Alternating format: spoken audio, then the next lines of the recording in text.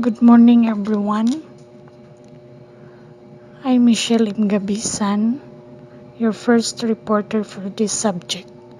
My topic is all about understanding educational technology, its nature, scope, and characteristic. Modern age is the age of science and technology. The world of today is very dynamic. The life of man in the primitive age was altogether different from his life in this Sputnik age. There have been tremendous changes in the lifestyle of human beings, which may be attributed to the contribution of science and technology. Science has extended the frontiers of our knowledge in various ways and directions. Geolith educational technology is the application of scientific knowledge and learning and the condition of learning to improve the effectiveness and efficiency of teaching and training. Educational technology from Robert E. Cox is the application of scientific process to man's learning conditions. For educational technology of John P. DeSico is the form of detailed application of psychology of learning to practical teaching problems. Next is educational technology from E. Haddon is that branch of educational theory and practice concerned primarily with the design and use of messages which control the learning process. From Richmond, educational technology is concerned to provide appropriate designed learning situations which, holding in view of objectives of the teaching of training, bring to bear the best means of instruction. So, what is educational technology? The reason why term ET or educational technology is misconstrued is on account of the changing nature of ET's second component, technology. The basic tenet of ET, using all available resources, human and non-human, is in a systematic manner to find viable solutions to educational problems does not change.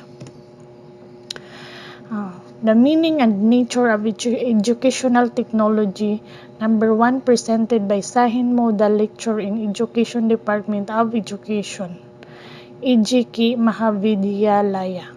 So, number 2 is in 19th century, the educational technology existed in the form of educational toys and other learning tactics, but its frequent use came to light in 1926 in Ohio State University. It was used in the form of a teaching machine by Sidney Precy. Next is educational technology is the systematic application of scientific knowledge about teaching, learning, and condition of learning to improve the efficiency of teaching and training. From G.O.M. Leth, 1967. Number 4 is when knowledge of science is used in practical tasks. It is called technology. Next is systematic application of scientific knowledge to the field of education. Next is evolution of the concept of educational technology. The earliest concept of educational technology was linked with the use of audio-visual aids like charts, models, maps, specimen, and concrete materials. Next is educational technology cannot be viewed in terms of its parts or processes. Instructional technology, teaching technology, behavior technology, program learning, micro-teaching, system analysis, management of teaching learning, and teacher or pupil behavior, and etc. Next is New methods for teaching and organizing material potential for lower textbook crisis. Many professors will require retraining in how to apply technology. Potential to diminish the overall value and experience of an in-person education. Last is, in the field of education, educational technology gives overall success of human life. Next is the characteristic of educational technology. First is, it is based on scientific and technological advancement. Second is, it is more practical discipline and less a theoretical one. Third is, it is fast-growing modern discipline. Next is, it makes use of research findings of psychology, sociology, engineering, sciences, and social psychology, of psychology, etc., and applies the same to the field of education. Fifth is, it brings pupils, teachers, and technical means together in an effective way. Next, it is the science of techniques and methods. It locates the problems in the field of education, remedies them, and ultimately aims at improving the education system. Next is, it is bound to improve the teacher, the learner, and the teaching learning process. The scope of educational technology. Educational technology is a process-oriented technique. Educational technology is not limited to teaching and learning process and theories. Still, teaching learning process is influenced much more by educational technology. Theories have been shifted from learning to teaching only due to educational technology. In addition, the scope of educational technology first is determination of objective. Second is improvement in teaching learning process. Third is development of teaching learning material. Fourth is improvement in teaching training. Fifth, development of teaching learning strategies. Next is proper use of audiovisual aids. 7. Utilization of the subsystem of education. Next is development of curriculum. Second to the last is proper use of hardware and software, and last is provide feedbacks. So,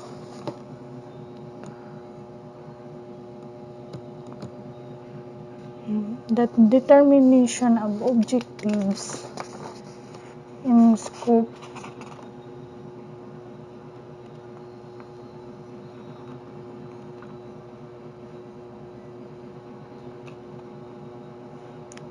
first is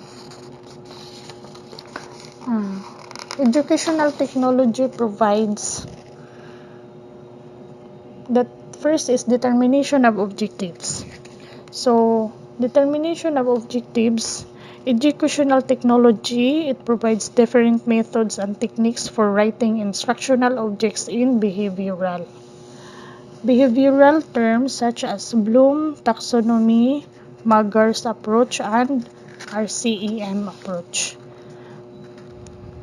The needs and requirements of the people and hence education need be revised from moment to moment. Second is improvement in teaching learning process. It helps in improving the teaching learning process and makes it more persuasive.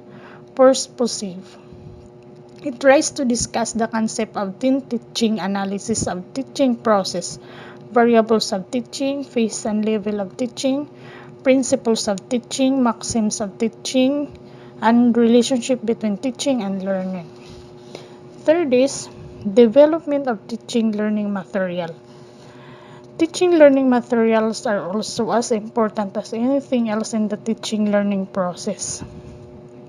In this age of science and technology, the material of teaching cannot be unscientific. Everything of the society, including values of life, needed be reflected in materials.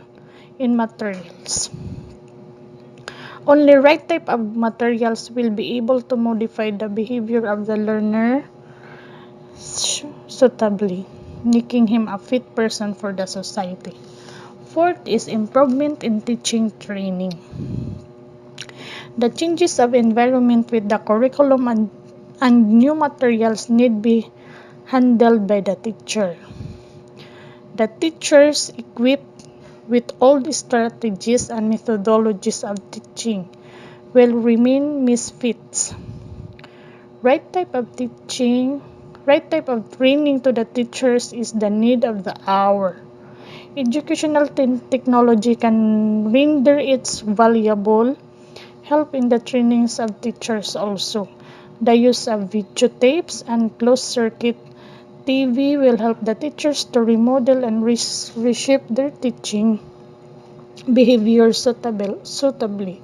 It includes micro-teaching, simulated teaching, team teaching, teacher effectiveness modification of teacher behavior, classroom interaction and interaction analysis, etc.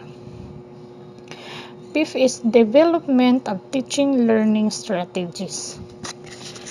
A strategy plays an important role in the hand of a teacher in every learning situation. The strategy has to be the right one, and which should be according to the materials and is able to bring about effective teaching learning. Next is proper use of audiovisual aids. Audiovisual aids have always played an important role in the teaching learning process. They need to be used according to the times. The software aids, the hardware aids, the computer and the other such appliances equipment have to be used in the present type of teaching learning environment. Computer assisted instructions will help the learner as well as the teacher, so to achieve the goals of education more conveniently. 7 is utilization of the subsystem of education. Education technology considers education as a system operating in a systematic and scientific way for that achievement of educational objectives. For the coverage of its systematic approach, it tries to include the topics dealing with the theory of principles of a system approach, explaining education as a system, its different subsystems in terms of input and output, and it helps in solving scientifically educational administrative problems with the help of system analysis. It is next is development of curriculum. Educational technology is concerned with the designing of a suitable curriculum for the achievement of the desired objectives. It is helpful in describing the ways of means of the selection of suitable learning experiences, organizations of the contents in a suitable framework in order to bring better results. It provides the scientific foundation to education as well as develops theories of teaching and learning. 9 is proper use of hardware and software. Modern days, hardware and software are playing an effective role in the attainment of educational objectives. Educational technology helps in the proper use of these aids. It tries to describe these resources in terms of their specific functions, their solution, proper handling, and maintenance. Last is provides feedback. It provides an appropriate feedback to the learners as well as teachers for bringing necessary improvement at the preparatory and implementation stages of their specific acts. For this purpose, educational technology discusses the ways and means of suitable evaluation techniques, their planning, development, selection, and appropriate use in relation to the objectives of teaching learning system. In this way, educational technology is concerned with all those who are connected in any way, directly or indirectly, to the process and products of education. Next is types of education. There are three types of education. First is hardware approach. Second, software approach. And third is system approach. Hardware approach, the use of engineering machines in teaching, is called educational technology. It is to be remembered that physical science and engineering technology have given birth to educational technology. Davis has said clearly that educational technology or hardware approach is the application of physical science in education and teaching, with which the teaching process is being mechanized gradually so that maximum pupils may be educated in minimum time. As low-cost educational technology includes cinema, gramophone, radio tape recorder, projector, computer, closed-circuit television or CCTV, and electronic videotape, and etc. All the tangible ways of teaching. So the teaching machines, the use of which makes the teaching more and more effective in order to achieve the teaching objectives. So second is software approach. Software approach is educational technology, or software approach is also named as instructional technology or teaching technology or behavioral technology. It must be remembered that educational technology does not allow the use of engineering machines. However, psychological principles of teaching and learning are utilized so that desirable changes in the behavior of the pupils may be brought about. If the machines are even used, this is done only to make the subject matter effective. Hence, the educational technology is concerned with the teaching objectives. In behavioral terms, principles of teaching, methods of teaching, and techniques.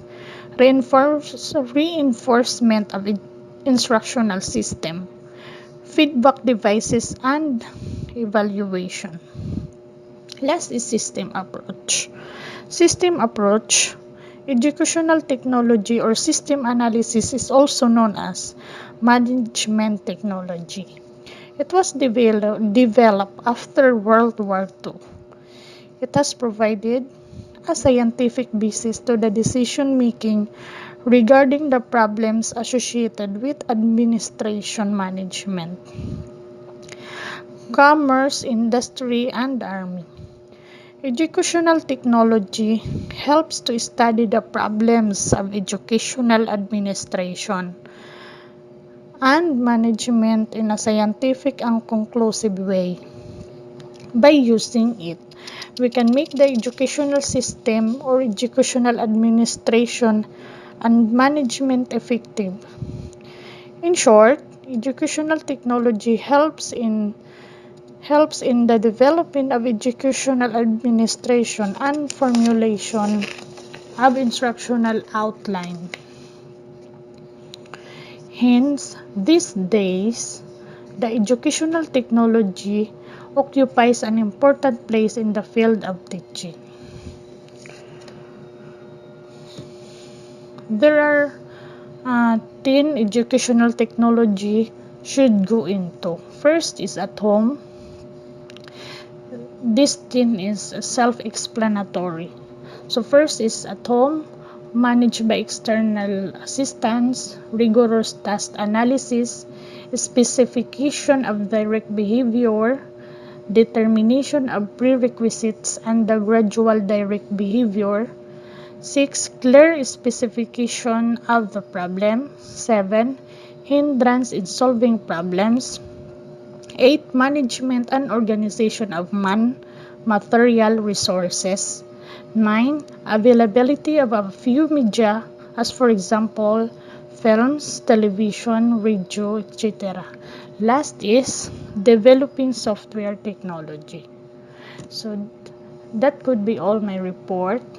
Thank you and God bless. Keep safe, be healthy, and COVID free. This is Michelle M. Gabisan signing off.